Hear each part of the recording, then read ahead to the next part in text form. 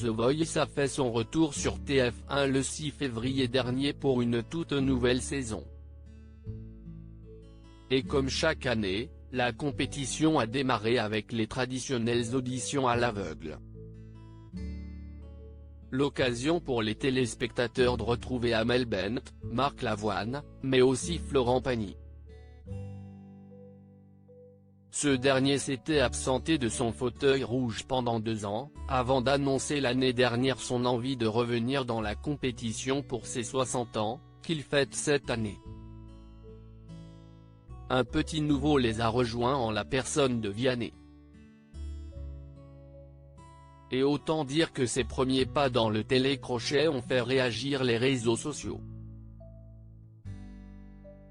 Dans un premier temps, le chanteur s'est attiré la sympathie des internautes pour les conseils qu'il a donnés aux talents de cette édition 2021.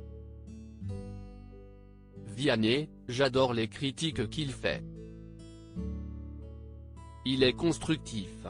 Je valide fort ce nouveau choix de coach, a posté un internaute. Vianney en toute honnêteté, en proposition et en professionnalisme. Un coach un peu dans la lignée de Mika sur ce point, a confié un autre. Une position qui fait réagir Twitter ensuite, Vianney a enflammé la toile par rapport à la façon qu'il a parfois de s'asseoir dans son fauteuil rouge. Une attitude pointée du doigt par certains internautes sur Twitter. Il y a un jour où Vianney va s'asseoir correctement sur son fauteuil ? A posté un internaute.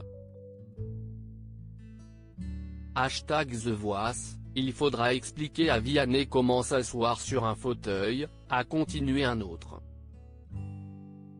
Dans un entretien à Télé Loisirs, Vianney a expliqué pourquoi il a du mal à rester en place sur son fauteuil de coach.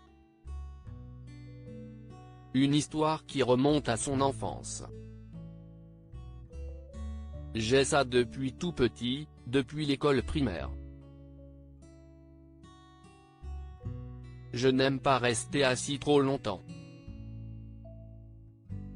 Si est comme ça. J'aime bien bouger. Dans la vie, pareil. Si est de l'hyperactivité. Rien d'autre, a-t-il confié. Par Clara P.